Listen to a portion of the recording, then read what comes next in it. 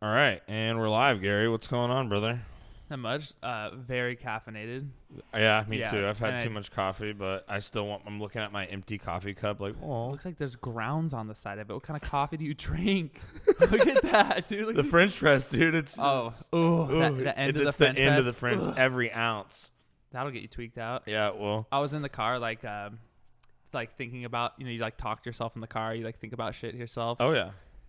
And there was a fire at the practice spot yesterday. At the where we play music. Yes. Oh my God. Because of the gigantic camp, and I know I don't want to trigger you here with this, but triggering me. The practice spot smelled like burning, like an electric fire. Oh, great. Because apparently there was an explosion, at the camp. What? What exploded? How do you find this intel out? What's the news report going on at the practice spot / homeless camp? Yeah, I know. We should call it the practice camp from now on. Seriously, when you hang out at these places, you see stuff. So I saw a dude covered in ash going through the garbage outside the practice spot, and I was like, okay. So nothing stops these people. No. And these guys, they're like talking in the hallway. They're like, did you hear about the explosion? Because I saw the smoke. It was under the bridge. There's like the bridge that goes over the railroad tracks just in Southeast Portland. And I'm like, oh, there's another fire. And they had shut off the street. But that's like normal, Nobody cares anymore. Yeah. I'm they're like, oh, there's another whatever. fire. Great. It's a fucking fire. It's but no apparently, they light propane tanks on fire. Oh my God. And I'm like, is this like some vigilante trying to burn down the homeless camps? No, I don't know. It's not. They just fuck up. They just blew up their own shit. And they clean up this one area like underneath the bridge, and within 2 weeks people just move back in there, and it looks like a mobile home camp, like a bunch of stolen RVs. The shit under the bridge right there is nuts. Dude, it's nuts. But yeah, I was just thinking about that on the way here. I'm like, dude, this is such a disaster. And I'm like, why am I even at this place? Why am I even at this practice spot right now? Know. Like, why don't I just practice at my home? Or I don't know. We can go back to your mom's. We can go back to your mom's basement where we started our band, dude. Let's go back to Tiger where we started the band. So, dude, we're doing it. I've been talking about this for a while. You've been talking about this for a while. I've been wanting to do an MMA show. I don't know if I'll do it with you every time or if I'll have different people, or maybe we can both have different people on here. But let's get into some fight stuff, dude. Let's do it. So, the next fight night, 273. Pay-per-view, excuse me. Yeah, the next pay-per-view, Volkanovski and Zombie. I just recently, I haven't watched like everyone's fights like you have, but so I just recently kind of dove into Korean Zombie for the first time. And man, he's literally a zombie. He just walks forward and takes crazy damage. Yeah. And Volkanovski, we were just watching before we started this. We were just watching the Volkanovski Ortega fight. That was his last fight, right? Was that his last fight or last pay-per-view? No, I think so. I think it was. Yeah. And the Zombie is like, he can come forward and take a lot of damage, and Volkanovski is gonna give it to him because it's like that's what he was doing with Ortega, was just dealing damage the whole time. And if he's gonna come forward, and I'm just curious now that I watched that fight again, just thinking about like how that's gonna go down. It's good to see Zombie get his title shot. He's been there forever, and he's gone through so many wars, and then taking breaks for injuries and whatnot. But I just don't see how he beats Volkanovski. It's going to be a dope fight, though. Yeah. I think it's a great matchup. 5 round? I don't know if it goes 5 rounds. I've seen Zombie get TKO'd before. Yeah, Volkanovski. I forget who did smart, it, but though. He fights very smart. Well, he got knocked out in the last second of the fight against Yair Rodriguez. Oh, okay. Yeah, which was an awesome fight. But once again, it's like I don't see how Zombie lasts 5 rounds with Volkanovski, but we'll see. Like, you never know. Is this the second time he's defended the title? No. I think it's more than that. I'm not really sure. I'd have to look it up. But we can look that up.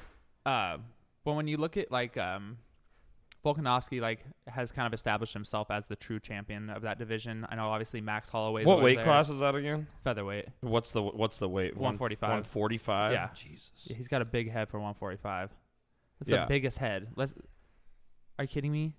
Have you seen his head compared to Stipe's head? It's hilarious. No. Oh my God. So wait, Google what it. were you saying about the steroid head when we were watching that? So what happens when you take the steroids? I don't know anything about any of that stuff. Well, he used to be whatever, like 200 some pounds. Is what they claim. And rugby, I know dudes who've done rugby, and steroids are very prevalent in rugby. And also as you gain weight, and do steroids, obviously you gain bone density. And I don't know. I think it was Derek, More Plates, More Dates, said something about how people's heads will grow when they do like HGH. Mm-hmm. That's why people joke about Dana. His head's so much bigger now than it used to be. Oh, because he's doing he's on everything. Steroid, yeah. Also the hot dog skin. That's another thing they talk about.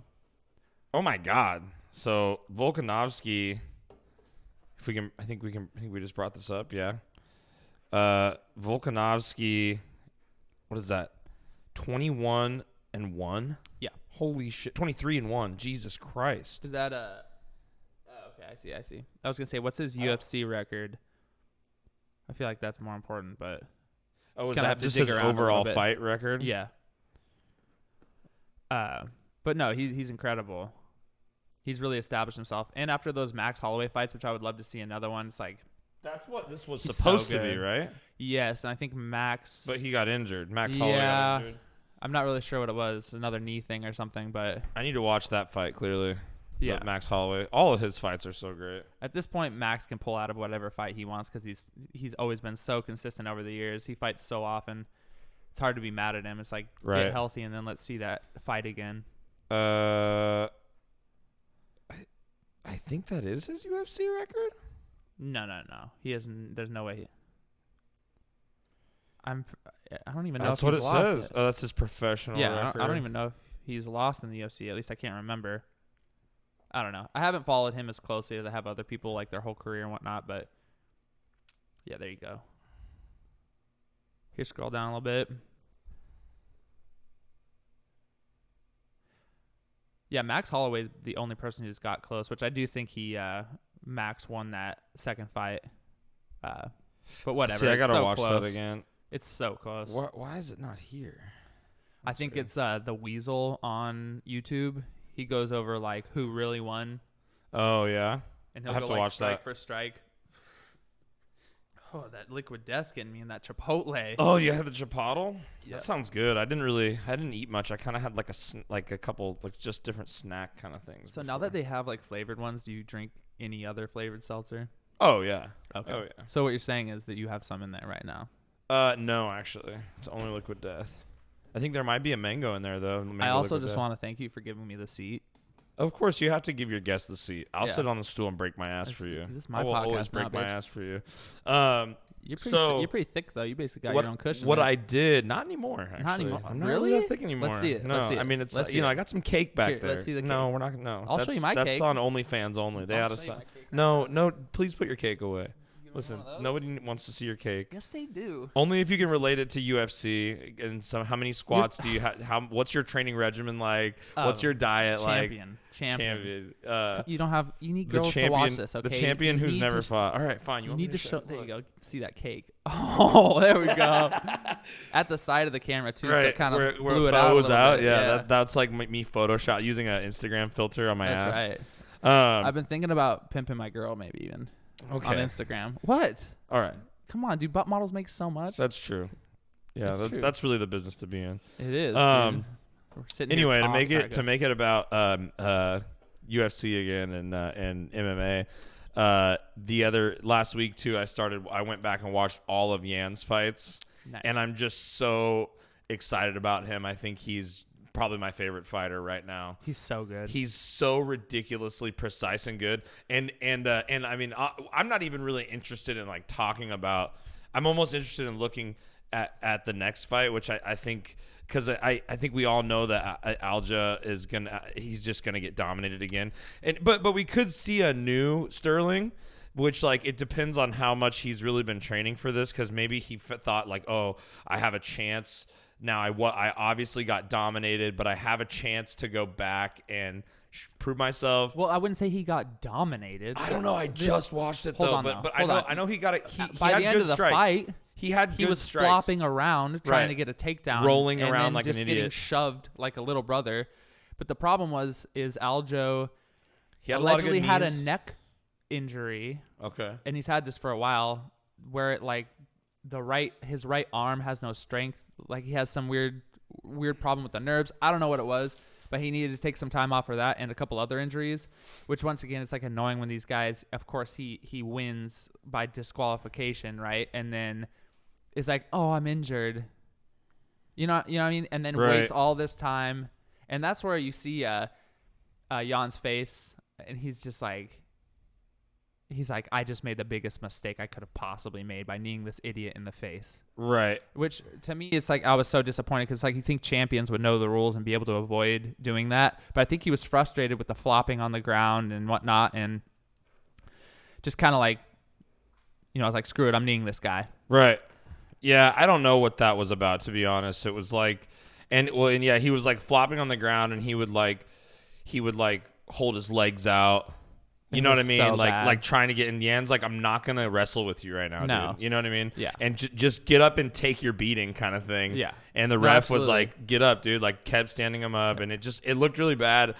So I think everyone's expecting Yan to just pummel him. I don't even believe Sterling believes his own shit talk. When I see it, it's like so lackluster. Well, he's trying to do the Henry Cejudo thing. He tweeted out, he's like, finally I bury you. Yeah. No, he's trying to do the Henry Cejudo thing. You're like, stop, dude. The cringe, the king of cringe stuff. Yeah.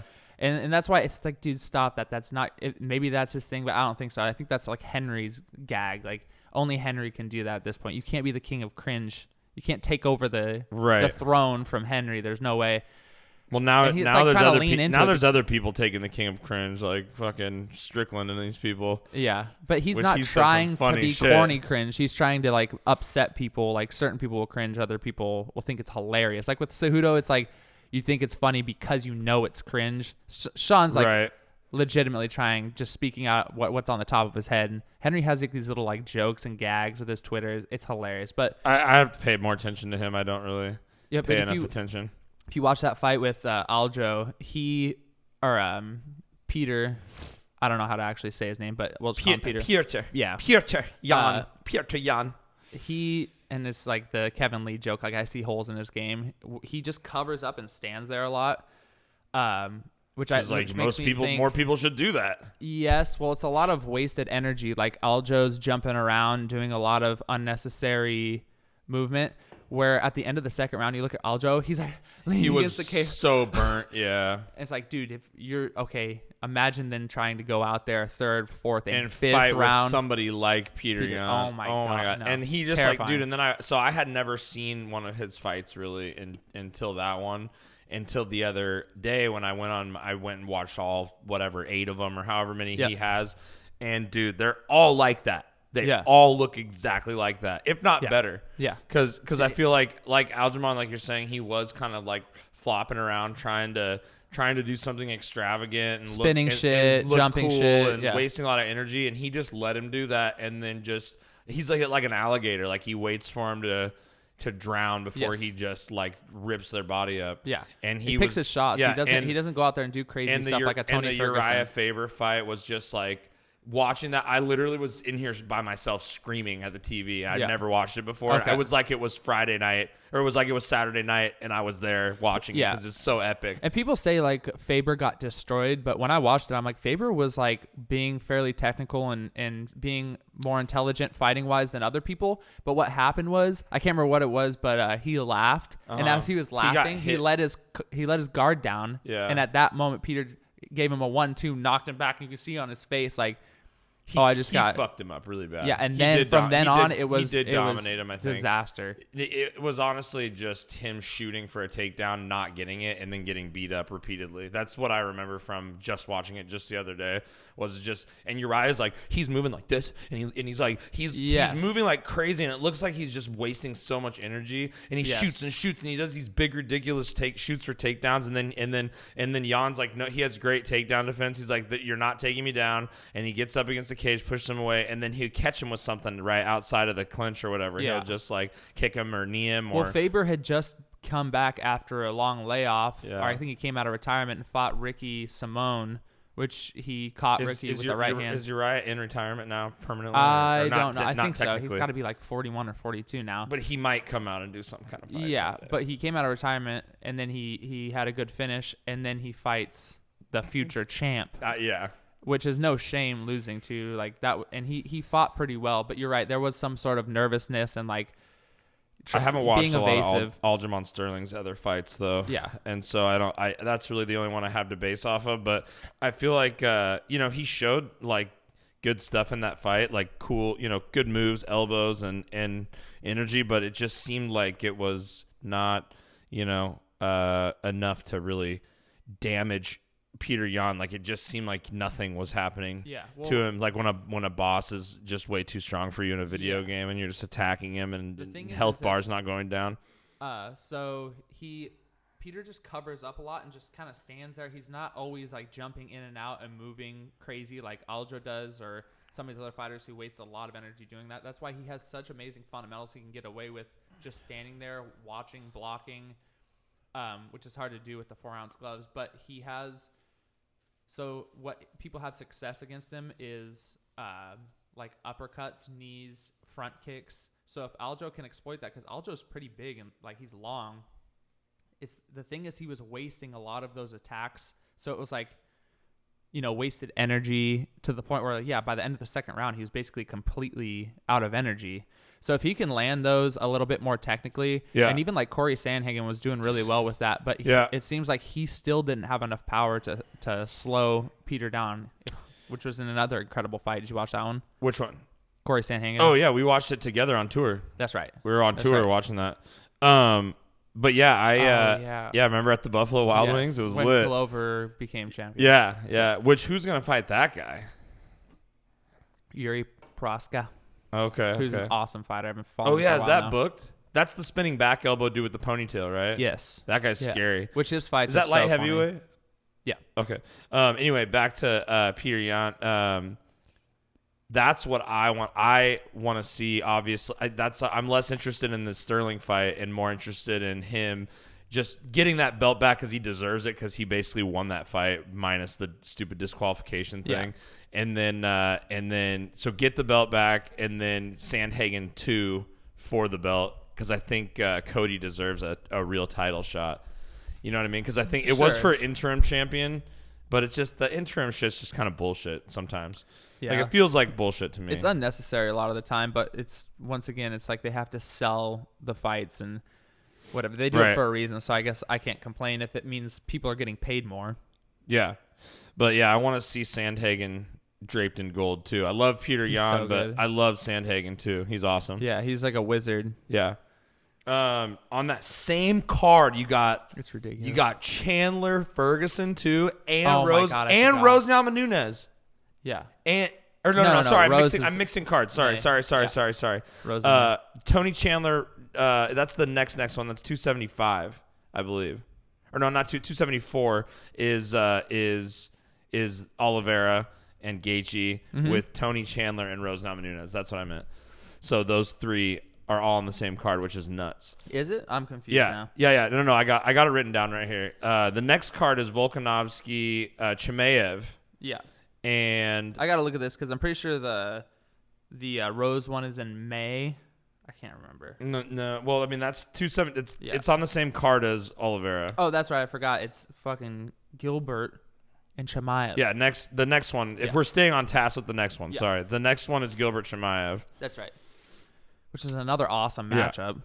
Which I don't know much about Gilbert really, so I don't know if you can educate me about that. And everybody is concerned with like This is the one that people are saying, and I know I've talked to you about this, so you disagree, but this is the one where a lot of people are saying, we're finally going to see if Chimaev is the real deal because he's going up against somebody that's ranked, that matters, because the other people that he's dominated don't matter, basically. Like, they're not challenged. They weren't challenges to him. And then you know, so what's your take is a little different on that. Yeah, I'm probably a shithead saying this, but there are not a ton of contenders at welterweight, so they're trying to, fast track Chimaev to get to Usman. Yes. Yeah. And, the whole top 5 has already fought Usman. He fought all those guys coming up. Right.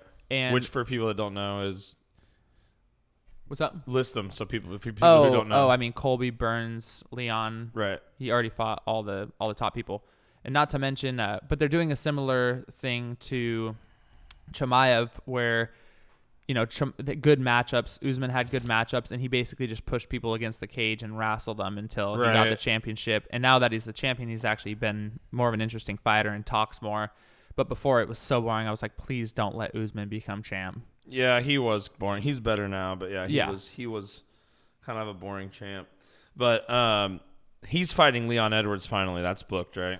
Yes. Yeah. Yes. So that'll be cool. Sometime in this year. Leon is like gonna waste his whole career waiting around for the championship. It's been years and years and years, and then he fights Nate Diaz. I mean, I just speaking as like, don't you want to make money? Speaking as a more casual person, I'm not as educated as you are or other people, but like I just don't care about him. I don't give a shit about. He's not good about making you.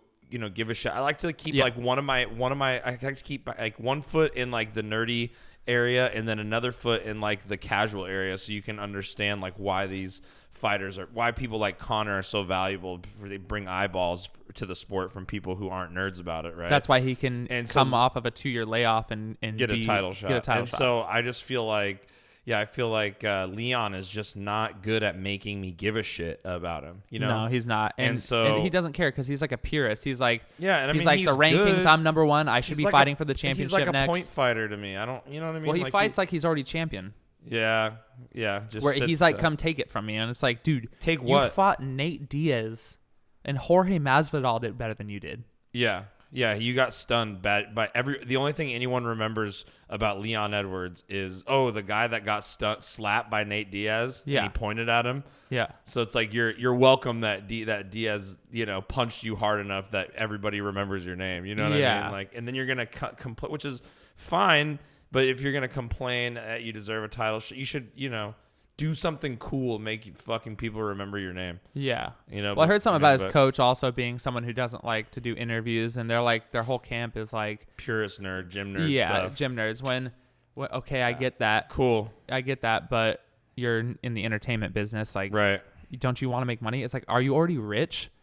How much do you get paid to fight? People are always complaining about fighter pay and like, what does he do? Does he live in a 1-bedroom apartment waiting for his title shot? Yeah, I don't know. Like, that makes no sense. He's got a good job. I don't know. Yeah, right. He's a FedEx employee or something. Maybe he's busy working 9 to 5s, training on the weekend or something. Like, yeah, I don't know. And then so yeah, on that card, Chimaev Burns. On that Chimaev Burns note, what's up with, does Burns stand a chance against Chimaev? Is it going to be another 4-second knockout? I don't think so, because Burns has wrestling and jiu-jitsu. Okay, and it makes me wonder if this is going to be a does banger. Chimaev not have? No, Chimaev has ground game. He's got the Russian Dagestani wrestling game, right? Yes, very very heavy grappling. And but he's also he crazy on the feet too. Allegedly, that's what everyone's saying. The thing is with this is I'm so sick of being disappointed from Joe Rogan hyping up a fighter, sure, and the internet hyping up fighters like Tony Ferguson. By the time we actually see him against, top 5 opponents, he's too old. They've hyped him up so much, and we just get disappointed. Mm-hmm. Like after the Justin Gaethje fight, I was like, okay, I'm never listening to Joe Rogan or any of these people when they're hyping up fighters, because it's like they're homie. Right. They're hyping these people up because they're company men, right? Yeah, he was an Eddie Bravo hooligan or whatever. Yes. Yeah. And I love Tony Ferguson. Sure, but when I saw that fight, I was like, oh, I get it. Tony Ferguson, just like Aljo, wastes so much energy. Wastes so rolling much around like a dumbass. Unnecessary movements. Like a video game character. Dancing around, throwing sand. Like a Dark Souls game. Yeah, it's fun. Like, it's entertaining, and I'll always watch Tony's fights. But yeah, it's just like, dude, you got beat up for 3 rounds, now you're trying to throw sand. Their joke. Like, yeah. And their coach, if you listen to it during that fight, because it was at the Apex where there was no crowd. Tony does this thing where he throws sand. It's like a joke. It's I've seen that. And his coach was like, "Yeah, Tony, throw sand." It sucks though. To your point, it's like I was late to the game on Ferguson. Like I didn't know about him right until he was hyped up. And then the only fights I ever saw were the ones of him just repeatedly getting his ass whooped. Yeah. And so I was like, why are you guys so excited about this? And then finally you're like, okay, I'm not excited anymore. Yeah. That's why they're like, Chimaev. I'm like, okay, if he gets knocked out this weekend, I'm not going to be surprised. Right. Or something. But I don't know, though. Burns is really good. And once again, I wrote him off because he got knocked out by Dan Hooker. Yeah. So I'm like, he's got knocked out by a featherweight. And then I saw him come up in welterweight, and I was like, okay, he's different now. He's built different. They must have got him on the sauce. He's huge now. He's just like a freak. He's kind of a freak of nature kind of thing. Yeah. Like it's he's really good. Like just it's like people from there are not usually that big and strong and tall. I mean, right? he's not that tall, but he's built. He looks tall. The thing is people are writing him off. Like, yeah, he's like a humble Brazilian, like complete fighter. Like he has a stand-up grappling and jiu-jitsu. Right. Darren Till says he's got dynamite in his hands.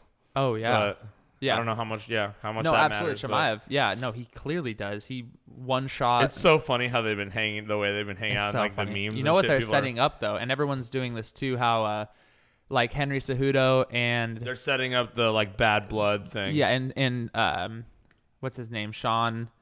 Oh, dude, the O'Malley? 6'9". Yeah, the 6'9" of MMA. They're cornering him, and Henry are cornering Jan because they had like visa issues or something. I'm bad with weight classes. Does Sean O'Malley's not in that weight class? He's smaller. He's 135. Yeah. But he wouldn't fight Jan though, would he? I mean, if he comes up, yeah, If he comes absolutely. up, That's that why would it's be like a bad move. everyone's. That'd be a bad move. I mean, I'd like to see it, but it might I feel be. like O'Malley it might would be like slower. I know, but and O'Malley, he fights smart and he doesn't waste as much energy as some of these you're other right, guys. You're right. Although it's like as soon as Jan kicks one I of have his O'Malley legs, written down for the second part for the because the but- first part is like shit that matters for Okay, people that aren't listening. The we'll way that go we're there. trying to do this is that like for the first half of the shit we want to talk about like nerdier stuff, or stuff that matters, stuff that's exciting on a real technical level, and then the part two we want to talk about the WWE side of UFC. You know what I mean? And like but that's silly relevant. fights. But I know, but it all kind of mixes together. But with yeah. Darren and Chimaev, they're setting it up because Chimaev Darren used to fight at welterweight, but they could easily set up for like a future bout when Chimaev goes through the welterweights, is the clear champion there, and then goes to 185 and maybe somehow meets up with Darren at the championship or something, which I don't necessarily think makes sense, but Darren's a big boy now, like Chimaev making fun of him, fat boy, like it's so funny. But yeah, so everyone's trying to set up like, once friends are now enemies or whatever. Exactly. Because you know that dude, sold. It works for me. I was like a kid in a candy shop with such Colby. A sucker with with that. Colby. And just because also I love Colby because everyone hates him. Like I'm not Colby. afraid to just say it. Everyone's so afraid to just admit that you love the drama and the beef, you fucker. People are like, I hate Colby Covington because it's wrong to like him. Yeah, and it's like, no, dude. Like I love him because everybody needs an enemy. We need a Chael Sonnen. Yeah. He's filling a huge. Think about the shoes he's filling with McGregor coming back from an injury. He is the sport right. Like he is the firecracker that gets people looking at the sport right now. Yeah, and it's I love so when important. he upsets people because I have like too. MMA purist friends I love it too. and like people who we don't like the both, MAGA we stuff. both do. I think it's hilarious. His interviews are so funny. And I think that he is a real contender too. In that, like, if you look at the Usman fights, all you have to do is compare Usman and everyone Usman's ever fought to Colby, and it is a night and day difference. Yeah, people don't want to look at it, so they don't go back and watch those fights because they want to hate Colby and they want it to be justified and they want him to suck. And that's the thing is, you can hate him, but you can't make him suck. You know what I mean? And he really is just. He's honest and about how like it literally he's like it's just a game for money. It's just what I mean? And when it's like if you're someone who gets upset with what he says, he's also winning. All these cringy fighters too, like even Usman I saw recently in the statement that he made about the Jorge fucking being an idiot and jumping him in the street. Which, for all we know, maybe that shit is fucking staged too. Who knows? At this point, there were so many people who were like, dude, it's obviously. There's this one commentator on YouTube who's like saying like, oh, Colby must watch my videos because he referenced something I said, and like, he's like, and so because he thinks the beef is fake. Like, yeah, it's But like if a the beef was- conspiracy theory thing. Yeah, in my mind, if the beef was fake, Colby would have at least given up a little bit with the trolling afterwards, but he literally is just posting screens. He's like, ha ha ha ha ha. Yeah, like, yeah. Get wrecked. So I in my mind, I'm like, Jorge must have said something or did something back in the day that really rubbed Colby the wrong way. So Colby like feels like he has to get revenge. Yeah. And then after that fight, Jorge felt like he had to get revenge. And that's the thing though, since unless he knows, like once again, he came out with the governor DeSantis and did like a speech with him. Oh yeah, yeah. And I'm like, oh, he's gonna get pardoned. That's the big joke. I'm like, shut up. No, he might get a lenient sentence or something, or might get brought down to like a misdemeanor. But you don't mess around in Florida with the law. Right. They have mandatory minimums that are not cool. Like you were telling me about that. Yeah, like really bad. Like if you get 3 drug offenses, like there's like 5-year mandatory minimums. So, but they'll say like if you have 2 bags of some sort of drug on you, they'll say intent to distribute, possession, and like another one, boom, you get 5 years. Wow. Yeah. So they'll just tag on as many as they possibly can. Well, let's hope being rich comes in handy with him. Being a rich Republican. And having in Florida. Dana White, and the governor on his back. You know what I mean? Like we'll see. Hopefully, do some favors, right? Yeah. But I and it's funny because I guess that now we're just talking about the silly drama shit now. But yeah, I don't know. With all that, it's like. It just seems like okay. Let's just Jorge. go through, It seems like it seems like oh yeah. What I was gonna say is like Usman even like he couldn't even let Colby have that. Like in his statement, he was like he said some shit like he's like I think they're both wrong. I don't think you can talk and say whatever you want just to sell a fight. And I'm sitting here like yeah, because you've never sold a fight. Like other people that you fight sell your fights. Yeah, Masvidal and Covington literally pay your rent, bro. Yeah, you know what I mean because they can sell fights. And so first, you're wrong there. Like he was like, but I don't agree that you can't just run up on somebody on the street. So he had to say, so he couldn't just say like Masvidal was wrong for this. He had to he had to be like, and fuck Kobe too. Yeah, you know what I mean? Definitely can't. And it's like, dude, just let him have that one. He got jumped in the street. I think it's just marketing. If you take everything he said in that in the quote, statement, I don't know. He basically was saying he was, that but was he kind wrong. of couldn't let it. He couldn't say Masvidal was wrong for doing that. He can't just say it. Yeah, well, he has it's like to his say, rival. I know he has to kind of say some shit about both of them, but I just thought it was funny. And it's like, yes, you can say whatever you want. Like that's like all the fighters take the stance, like he's taking it too far, and you're like, no, he's fucking not. Well, see, that's the thing. That's why. So Tyron was like, he goes to when he's fighting Colby, he does an interview with the media where he literally just takes a question and goes, yeah, but Black Lives Matter. But Black Lives Matter. So he's trying to like make fun of Colby in a way, like, oh, Colby always just turns it into this political thing, right? And so Tyron's like, well, I'm just gonna do my message, which is Black Lives Matter.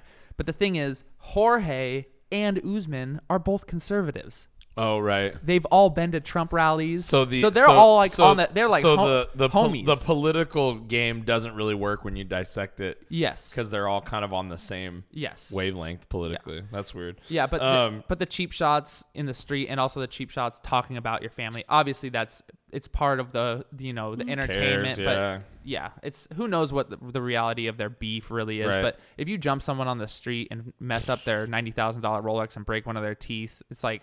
You're really pissed off. Well, yeah, and like, you're gonna end up paying some money for that. 100%. To put your hands to put your hands on that person, you're gonna end up probation. Paying. And I mean, it's funny because everybody's like, Colby's stupid for pressing charges, but it's like the state would have pressed charges. Yeah, 100%. Because you can't have this. You can't have this people of the state of Florida seeing that you can get away with if you're famous. You can get away with assault. You know what I mean? Yeah, he's doing the whole mutual combat. So we'll see how that plays out. It's definitely all right. To get off of the easy, low-hanging fruit subjects to talk about real quick, because I have a couple other things written down. A name we haven't seen in a little bit is on 273, which is the Volkanovski card. Okay. Kevin Gaslam. Is that fight on, or did he get? He got a new opponent. Okay. And I'm not sure. I don't know anything about. I don't know anything about the other opponent. It's Dricus Duplessis. I don't really know that guy at all, honestly. Yeah. Kelvin Gaslam. Kelvin Gaslam good fighter, right? I mean, he is, but he's fallen off similar to what Darren weight class Till. is he in again? 185. One, and light he's another heavyweight? guy who was at welterweight at one Or welterweight, yeah. and then moved to Who was his middleweight. last fight?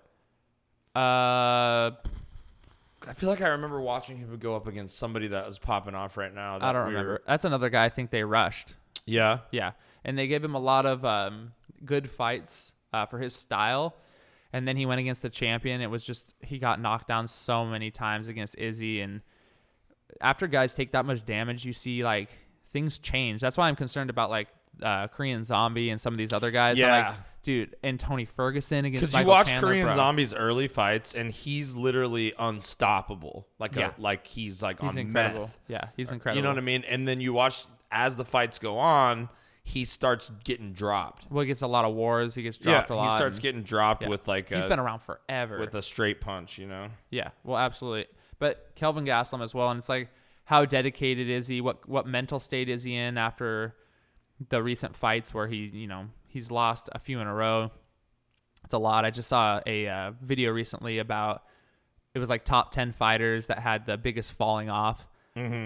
Which is hard to watch. You're like some of your favorite fighters. You're like, yeah, they used to be so good, like a Tony Ferguson, and then they go through some war, and then it's just they just lose every fight after that. And his career is over. I can't believe they're giving him Michael Chandler. Do they want to kill Tony Ferguson? I know that. Well, yeah, that's on my list too. So we pretty much covered everything happening. Let's move on to that one. I'm like concerned. Yeah, that's a great fight for Michael Chandler. 274 is Oliveira Chandler or Oliveira Gaethje for the gold. And then you also have Rose Namajunas with Esperanza, and then you have Tony Chandler, and Tony Chandler. I mean, that's just you're right, dude. Yeah. Why are they doing that? I don't know. Seriously though, Dana White must have it out for Tony Ferguson. Michael Chandler's such a beast. He's such How a much more dominant force. damage do you want Tony Ferguson to take? And it's only a 3-round fight. I would love. It's a 3-round fight. If it was a 5-round fight, maybe it'd be a little different. But 3 rounds. Why do you think that? Because the longer, usually, like, so Tony has so many 3rd-round finishes. Okay. So he grinds the fighters out and then finishes them in the 3rd. But those first 2 rounds, like punishment. It's a lot of punishment. Like, for example, He's kind of like Nate Diaz, where he just starts bleeding. He does have that, and he has incredible stamina. He's incredible Right. chin and stamina. But dude, there's only so many punches you can take from these guys. Like I don't know, yeah. And Michael Chandler, look at that guy. Oh, Have you seen his Instagram? Yeah, he's an action figure. I follow him. Bro, Yeah, he's an action figure. He is crazy. He's explosive. I'm like, how much does he even? I mean, the Gaethje fight on the last Usman card was insane. Yeah. The Gaethje Chandler fight was just absurd, and it was it was so many. He took so many hammers from Justin. Yeah, they both took a lot of damage. Yeah. But that's what I think would be sweet would be for, and this is a long shot. This is my if I went to a fountain, a UFC fountain, and I flipped a penny into it and I made my wish at the UFC fountain of luck, would be that Chandler, by some magical shred, maybe Justin takes his legs away in the first couple rounds and is able to beat. Not get a lucky clean couple face shots on Oliveira, and Justin gets the gold. Yeah. And then we get Gaethje Chandler 2 for the gold. That would be so epic. But I don't see Tony beating Michael Chandler. Do you? Absolutely no way. I screenshotted the statistics here. I'm upset about, as a Tony fan, I'm very upset that they made that fight. They should have had Tony fight someone that was like coming up or something. But even that, it's like, who does Tony fight in the top 10? I don't even know. Like, Islam. You know what I mean? Like, who are you going to... No. Like, don't even... There are no good matchups for him at this point. He's like 37-38. He's taken so much damage. No. Yeah. Like, Cowboy. Like, give him a Cowboy or something. Give him someone who's kind of fallen off as well, so he doesn't get his head taken off again. Like, yeah, I just hate that so much. I have the stats right here. He's... Or no, not these stats. Sorry, that's for the next card. The next card stats are crazy. It's Korean Zombie is Volkanovski's -700 favorite. Oh yeah, that which makes is sense. ridiculous. Yeah. Peter Yan is -450. Okay. And Kazmat Shimaev is -500. It's just like big numbers. That's not fair. I don't think that's fair. I think that's an amazing matchup. I really, once again, we'll go back to that really quick. I want that to be a war, a stand-up war. Oh, Please. with Burns? Yes. Yeah. I hope Kazmat just wants to prove something. Where he's like, I think he does. Like, I don't know. Yeah, that dude seems like a mindless killer. He seems like a barbarian, like somebody that you would meet in the like gladiator arena, like the final boss of the gladiator arena. Well, and he fights like 3 guys. And it would be like he has to have such confidence in his grappling to go out there and try to take down Burns and submit him. And that would be a feather in the cap, huge feather in the cap. But if he can go out there and knock him out, I think that makes more sense. Like, why would you risk going on the ground with Burns? Burns is really good on the ground. I don't know. Yeah, unless you have something to prove. Exactly. And that's why I'm like, dude, just strike it out. Let's go. But does he have enough of a chin on him to make that to stay alive against Chimaev? You know what I mean? Yeah, no, that's what I'm saying. I think Chimaev's just going to be like, I'm going to go bully him out there, knock him out. He just backs people into the cage and punches them. They're like, "What is this guy gonna do to me right now?" And then they just get knocked out. Yeah, by him. They can't they can't handle the. He just walks you down, and they're like, and then he punches. Like, that's happened 4 times now. I forgot the name of the middleweight. I don't remember that he one punch. No name people. God, I feel like dude, it was sad, but I also I don't know. It's crazy. It's insane too. They were comparing him to John Jones. And like the amount of strikes that they've taken in their first 4 fights, and Jones was like 80 strikes that he took in his first 4 fights, and Chimaev is literally like 4. 4. Yeah. He's taken 4 significant strikes in his first 4 fights. He gets right to business too. The guy, someone throws a right hand, he ducks right under, takes the guy down, submits him. Yeah, picks him up, brings him over to Dana and submits him. Incredible. So we'll see if that's his same game plan. But dude, it's like, gonna be do fun it for either the fans. Way. The crowd's gonna be there. Oh yeah. Like how and Gilbert's a very humble guy, but when there's a crowd, like when he fought Damian Maia, he was so pumped up. Yeah, I need to watch more Gilbert Burns. I'm not educated. So we'll see how that affects them as well. That's why I'm like, come on, guys, you want a war? You want that performance of the night? We should go back to 274. Oliveira, Chandler. Yeah, Gaethje. Yeah, that can maybe be a climactic point, because that's obviously a huge moment. So I have a question, and you've seen both of their fights. I've seen almost all of their fights. Yeah, okay. I got obsessed with them a couple months back before Oliveira fought Poirier. I honestly was bummed about how that went, because I really liked both of those fighters. I wanted to see more. I wanted to see more of a war between them. And I was like so hyped up on both of them. Like, I had no clue who I wanted to win. I just couldn't come to a decision on which camp I was in. But Oliveira is just such a dominant, insane force. Incredible. And like, you watch his fights and you're like, there's no way who can beat this guy. I know. You watch if you go back and watch. Think about it. Most finishes UFC history, most submissions in the lightweight and featherweight division.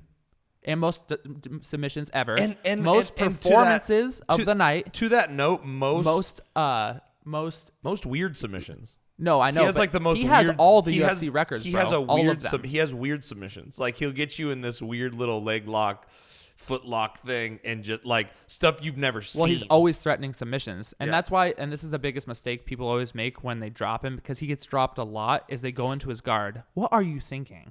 Right, they're just getting excited. Chandler and Poirier knock him down, and they go in his guard. Idiots.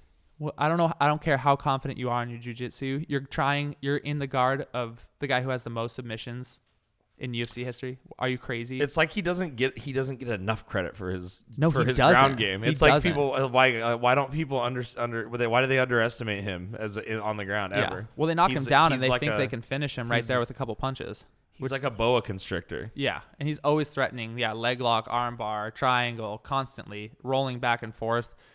So it's silly, and that's. I was going to ask you this question.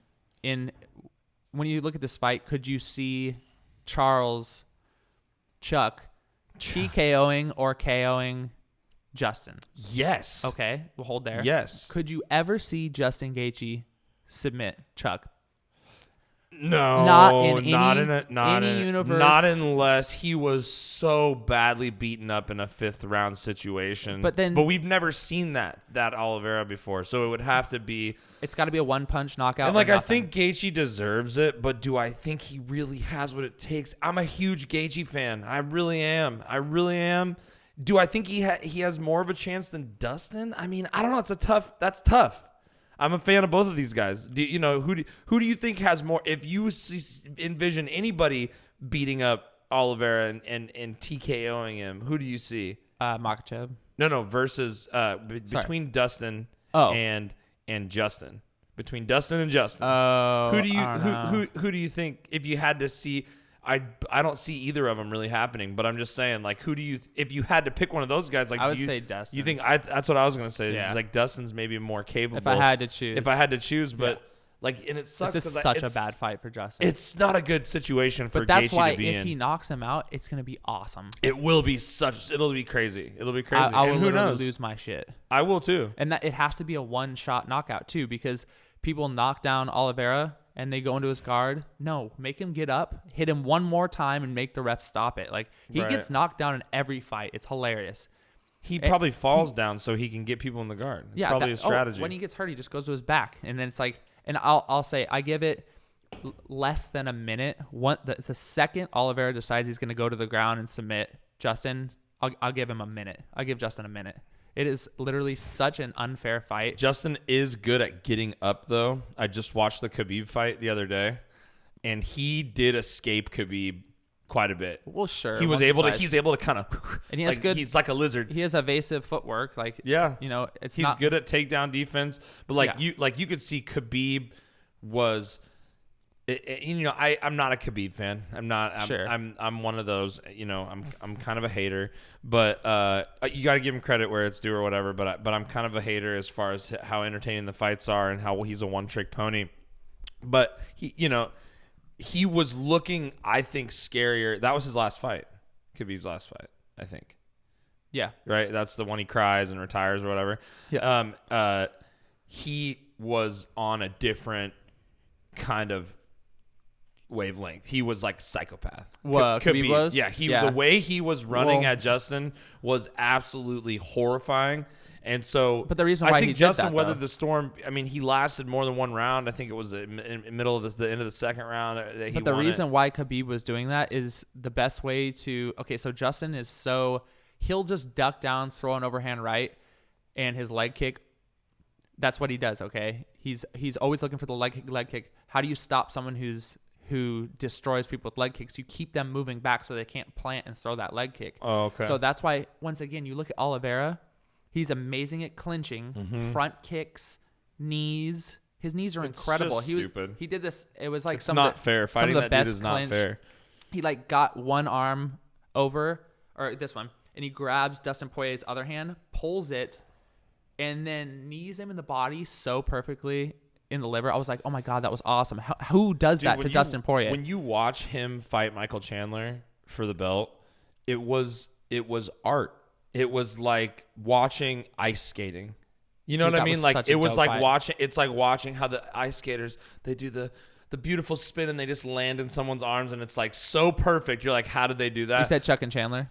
Yeah, when you watch Chandler, when you watch Oliveira stand up against Chandler, you're like, oh my God, this is like the most beautiful stand up I've ever seen. The stand up is like so the stand up awesome. is beautiful. It's just these boom. The problem boom. is it looks like Tekken Tag Tournament. It looks like fucking Mortal Kombat. It's like perfect. Yeah, but and you're like, you have everything. You have Charles all the tools. has no defensive No stand up. He also another thing I eats noticed, a lot of shots, but he has a chin. He right? holds his hand too far back, where there were left hooks in multiple fights. They just come right in front of the hand. Weird. But those are modifications that you could make to the game, right? 100%. But also, he's like blind, dude. He sees like three of the other opponent. Like when I don't have my contacts in, I could barely see you right here. I can only imagine with those big goofy I'm the glasses. Same way pre-surgery, pre-op. That's right. So I know Pre-LASIK. I'm one of the weird people the small population that understands the differences. You know what I mean? Because I've seen him Get firsthand. this guy some fucking LASIK.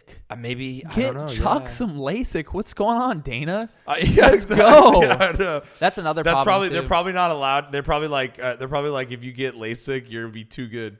You'll be too good because if you can give him some disadvantage. I wonder He's what been that around is, for though. so Imagine long, dude. fighting blind. You're a blind champion. Maybe that's an advantage. I don't know, dude. Maybe. But he just leads with his head way too much. That's why he gets caught all the time. I'm curious how blind Gaethje is without glasses because he has glasses too. Oh, that's right. He has glasses too. And He's so kind of got curious, that cross-eyed look too. Yeah, he looks all funny. But I'm curious, like, is this two basically blind dudes, like nearsighted dudes fighting each other that can't like really see each other? How fucking weird is that? Gaethje has so many technical problems with, especially for going against a guy like Chuck. Like he ducks down as a feint, and he always brings down his right hand when he goes to throw it. He literally brings it down here and throws it.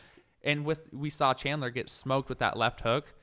If Charles just decides to throw that left hook when Gaethje, here's an idea though.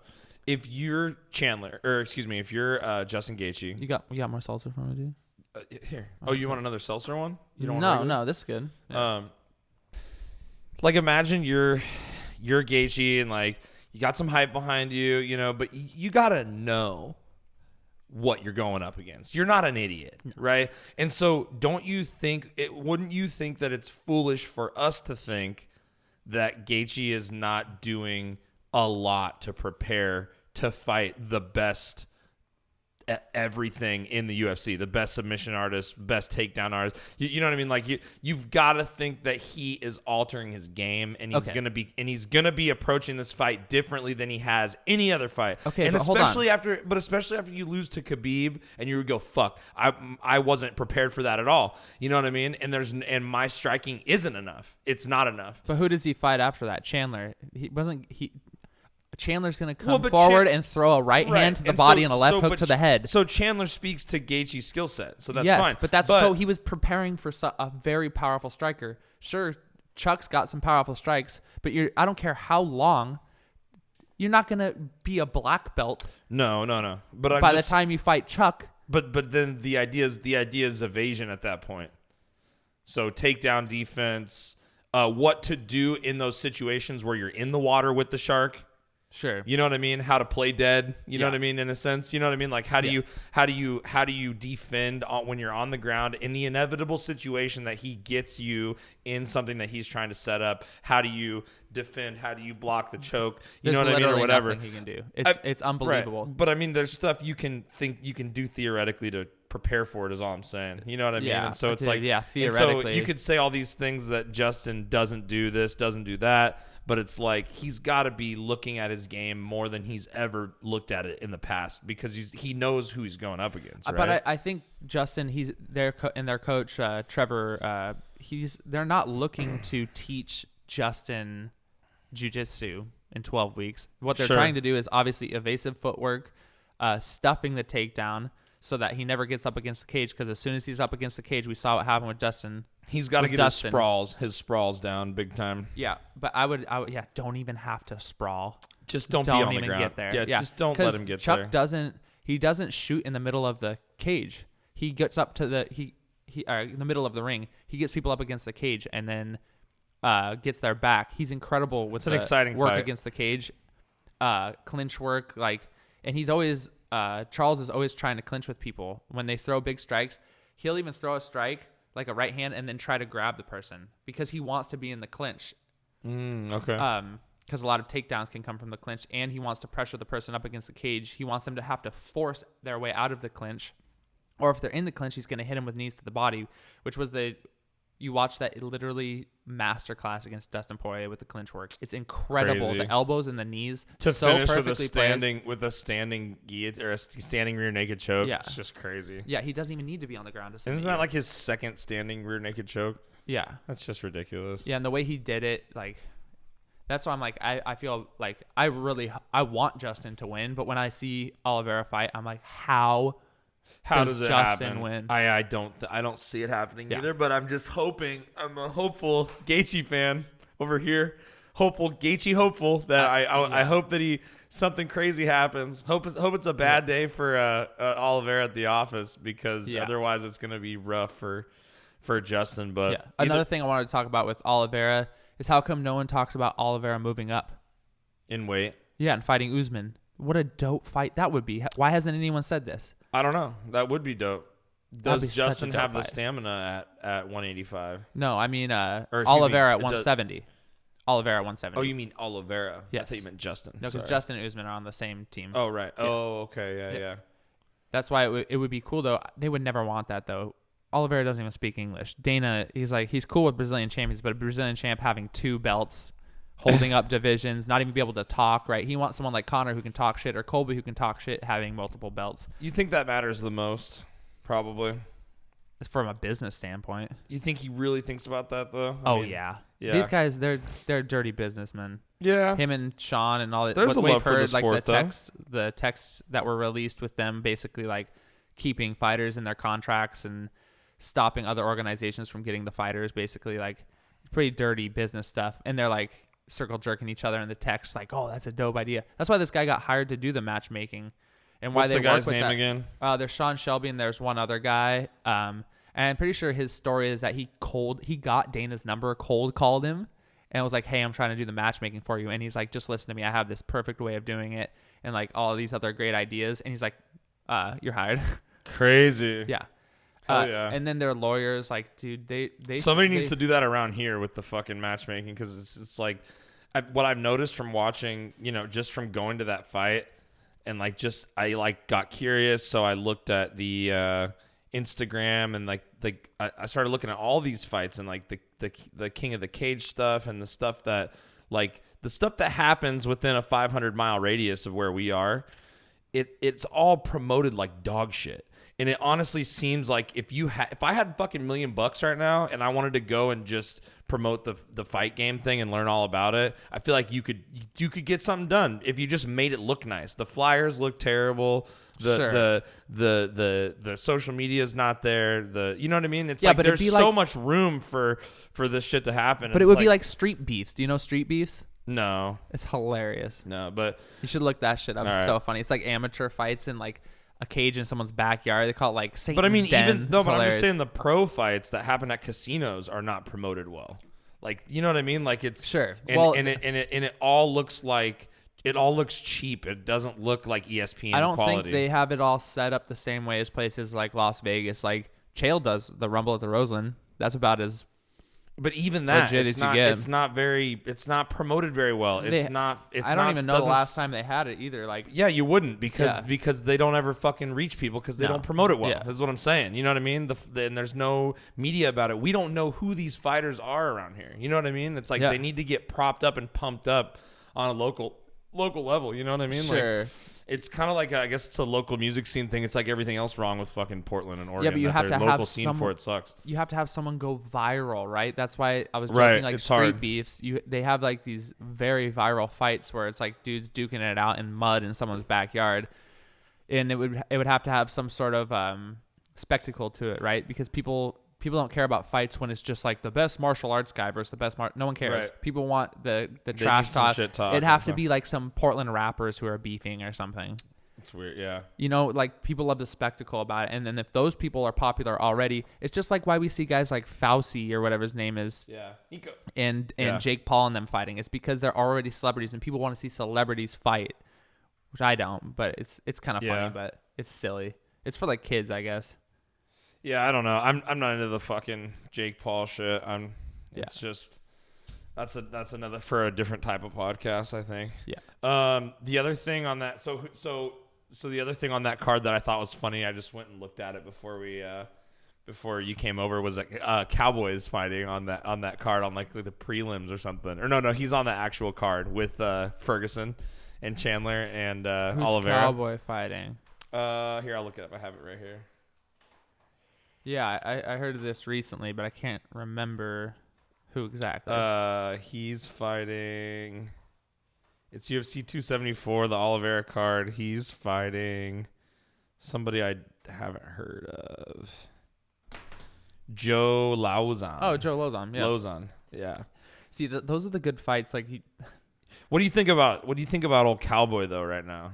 What was his last fight? It wasn't good. It was like quick, and he got knocked out really fast. I forget what it was. I don't remember. All I remember was him versus Gaethje, and it was just like, dude, why are we doing this? And Cowboy, the thing is he makes $1 million every fight. So like, really, he's that big of a name? Huh? Oh yeah. And who knows what he gets with all his other sponsors? Like, I'm pretty sure he does the P3 snacks or whatever. It's like the snack thing for like kids, like cheese stick and like a cracker and some nuts. Have you seen this P3? No. They have P3? Yeah, P3. They have advertisements. Yeah. That's his brand? I'm pretty sure he's a whatever. Like I thought he was the Muscle Farm stuff. I mean, he does that too. I think that's with another guy too, but I can't really remember. But yeah, just give him Joe Lozon. Give him another old school guy who's been around forever. Pop back up? No. I have no idea. Joe Lozon isn't terrible, but just like both those guys have taken so much damage. It's like, just retire. But once again, like, if I'm getting paid $500,000 or $1 million or whatever he gets paid, like, I would do it. So I can't really complain. Yeah. And he's like all about getting as much money as he possibly can to support his family. So seems like a good dude. He's a great dude as far as what I've heard. But his last fight was Alex Morano. Oh, and he lost. Yeah, Alex Morano. Yeah, that's right. That dude's been up and down too. He gets a bunch of terrible fights. Some of these dudes, they get like, they have to go up and wait short notice to fight some like killer. And you're like, why are you doing this, UFC? Why are you doing this poor kid trying to come up? And they get knocked out. But then the UFC gives them a lot of chances after that to like good fights for them, like a Cowboy fight. Another random one I saw coming up, I think it's in late April or May. Vettori with Whitaker. Vettori Whitaker. Has that ever happened? Is that a 2? No. Is that a sequel? No. No. So that seems like a good fight. Those guys are dogs. Those guys will go get after it, I think. Yeah. You know what I mean? Like, and I'm excited to watch Whitaker fight somebody who he has more of a chance of like physically hitting. Because like the last fight with Adesanya was so like, it was just like all Adesanya had to do was just. And like Whitaker's like doing everything he can to like get in there and get up and just like he's like we can fly. He's like trying to be Peter Pan, like trying to get in there and like fly up and hit him because he can't reach him. You know what I mean? Yeah, no, Adesanya is really good with that, and I thought it was more competitive.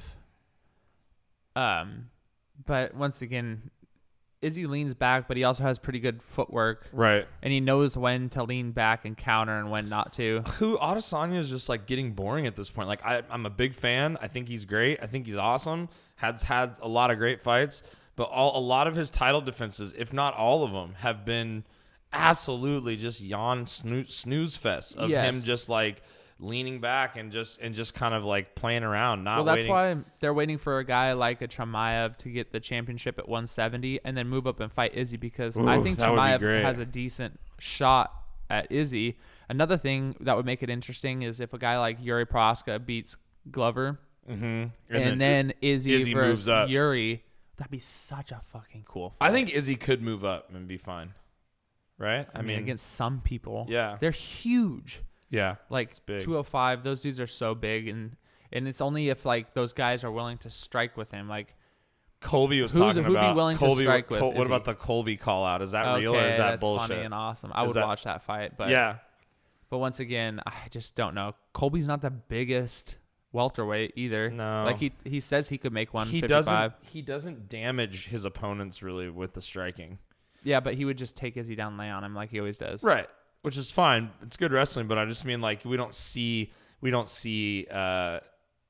him really do any damage with striking. I wish he would like lift some weights. Yeah. Or you know what I mean? I wish he would start hitting the bag more. Well, he's like Nate Diaz. He's like because I would love to see a knockout from Covington at some point. Yeah, he doesn't. But he's a pitter patter, and then take him down. But that's why it's like it's smart, because he never gasses himself out. He's not loading up on shots. Doing enough damage to where the guys have to be like concerned about his striking. And he's making he's point fighting. Yes. On the feet, so it's like he's winning and making people have to react, and that's when they get taken down. Yes. Yeah. And that's what you see in a lot of fights. Guys kind of just freeze up and they don't know what to throw because they're afraid of as soon as they throw, they're gonna get taken down. I was just remembering too, like just another reason to love Peter Yan. Mm-hmm. His fucking takedown game is so hard, bro. He can do all that shit too. He can do all that shit. And he has this little trip where it's like a bully, like schoolyard trip, where he just puts his foot right behind your inside foot and just shoves your chest. Yeah. Just right here. And it gets them every fucking time. Yeah. Like they'll be walking back and he'll just go boop and just push him over. And then he's he's in side control. In clinch situations, he'll do the trip as well. Yeah. Oh, God. Like beautiful takedown stuff where you're just like, wow. Yeah. You're like golf clap. And it's out of nowhere, too, because people expect him just to strike in those situations. Exactly. And then he just goes, bam, puts them on their ass. So bad. They're not ready for it. As far as meme fights go, not meme fights, but just silly call-out beef and stuff on Twitter. What's up with Nate Diaz? Like, it just seems like, he's talking shit now. Like, he's trying to really get something going. What do you think they're cooking up? Are they cooking up McGregor? Is McGregor's comeback going to be against Nate Diaz? Like, what's going on? Because it seems like, he just said, Dana I want to be released from the UFC if you're not going to give me a fight, you know what I mean, or whatever. And it's like, once again, does he really mean that? Is he really going to fucking... Well, so he has one fight left on his contract. He's going to re-sign. And when they don't... Right? No, because every fight, they basically offer someone a new contract for like 10 fights. It's like record labels. Mm-hmm. You sign. They just want you to get you into a 10 album deal at whatever rate that they can get you right now. Right. But he's like going to wait because I think he already has pay-per-view points. So after the Conor fight, he probably got a new contract during that, that he got a piece of the pay-per-view to do a short notice fight. And he's like, hell yeah. He's just going to ride that shit out. They're going to offer him some bullshit after that or offer him nothing better, right? So now he's on the last fight on his contract. They're going to sit around on that contract. Yeah. Okay. They're not going to offer him shit unless there is a fight like a Conor fight, but... I mean, what does that do for Conor? If Masvidal wasn't going to jail, I'd like to see that fight happen again. But yeah, absolutely.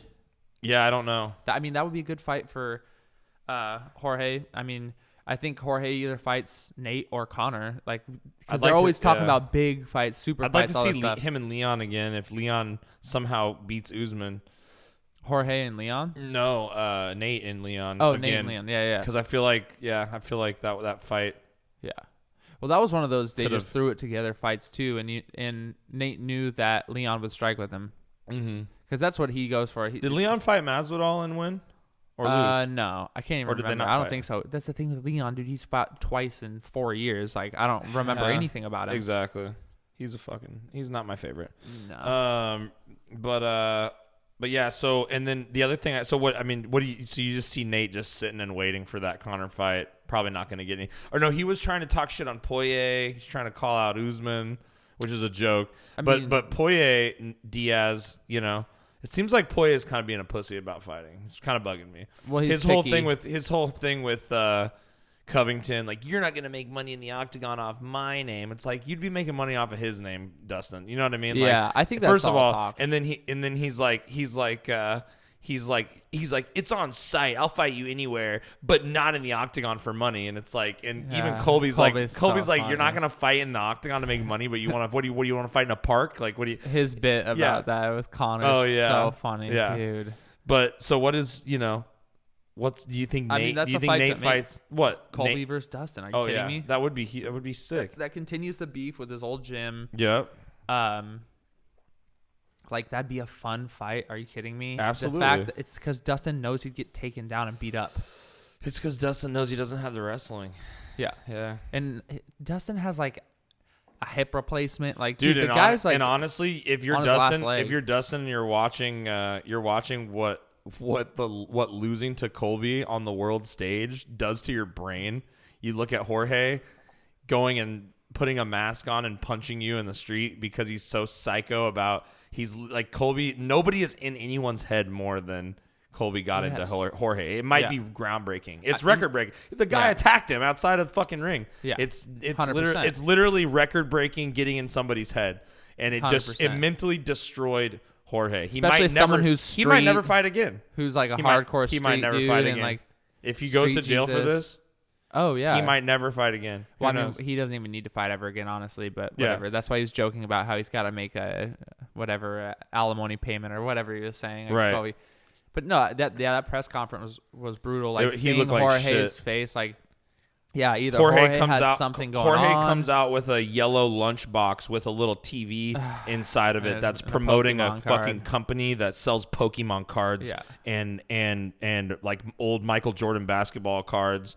And it's like, dude, what are you doing right now? Yeah, he looked pale. cringe. He looked sick. Yeah, he did. He didn't look it was very good. so weird. And then he got really upset. And then he got absolutely dominated for 5 It's rounds. embarrassing. It by sucks too. by the fighter that America can't stand. Yeah. And you just got dominated by him. So what's that going to do to your brain? It's going to make you put a mask on and attack somebody in the middle of the street. Yeah. And then go to jail. And it's like, if I'm Dustin, who's already a mentally fragile person, like we saw the first Conor fight. And even with the last Conor fight, with the "your wife is in me DMs" thing, you could see that Dustin was even at the press conference. He was all in his own head.